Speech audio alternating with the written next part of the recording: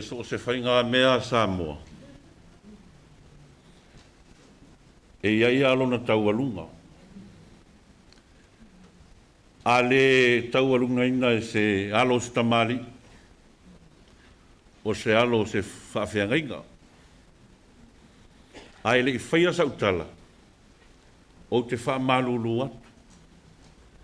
Ele o au o se atali o se whaiwhi au. Ele o au foi o se atali.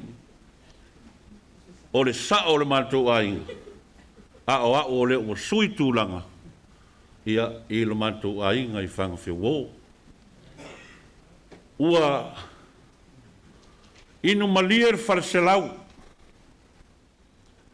Ai tofu malemo le tangaloa opo. Amu ia lea au auna.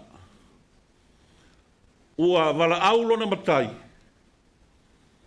A o loo whape nao na whai. Ua maalo I ofe. E peo na whetalai ei se tasi o toto. Sā ma whai ngā. O le whata whao le tupua marelao ai. Manat foi. E le toe o iei sa u whamtalanga. A o le a papa a veloa. Le a wanoa ua tuina mai. Le iai se vai panoa o soifua. O sau. E le I o iai.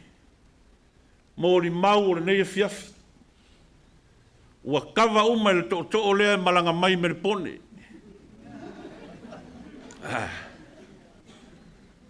Aua na o ni nai vaenga. E na o le lua vaenga o te fia Molimau iai. O nisi o vaenga. Ia o lea ua sila whaafonga iai. Le pa ia ma le mamalu ua o fia. I le neia fiafi. Mua mua. O au, se I whaelo mua mua lo tūlai. Ne I tau mate wha mea ta I tai ato. Ia po o aile neia tu atu. E tau songa ma ua ma le wharetua I a sau. E tau songa o mātua a. Se I vai ane le pa ia o le manu. O te ola I foi le mātua a inga. E le I tau su ea se fō mai. Ai se a, e I ai fō mai. Na misi le fulewa ai le fō mai I Samoa. Ina ua tuua Samoa e malanga mai I New Zealand. E le I muta I nā le fō mai. Sa fō mai atua I nei I New Zealand I Samoa. O te Molimau atu. E le I onge lo tina I se, I ni fuala au. E mulinga fo I le sapalai le malo I le aluatu le sapalai sau. Pau leo le vaenga e sili ona o fia fia. E ona sa unore wharetua o le toe ina. Le mea lea na le ona to mua le utautalanga I le so. Ua malie a whenoa le whaalo alo. Sau I lo ainga. Le I ai se mea na mativa. Taimi uma, irisi masi uma. E le misi. O le lua o la Molimau. O la ua apalai nei si seni mo tangata mātua. E la vea ila malo utina. Le vaenga lea whaapea ua. Na soifua maile. E o e le tasiva whaavad. O le tasiva whai.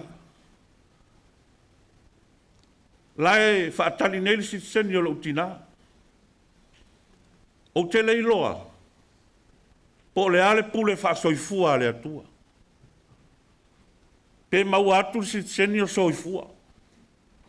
Pau le mea o te Molimau ai.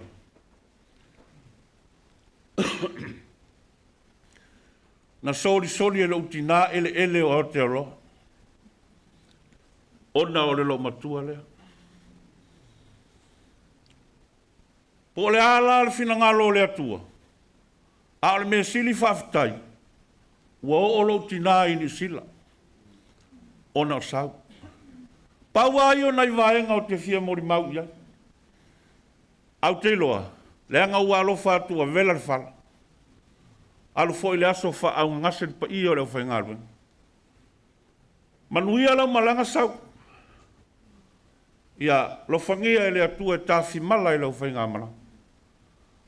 O se whaasilsilanga le whaia malau fia tele.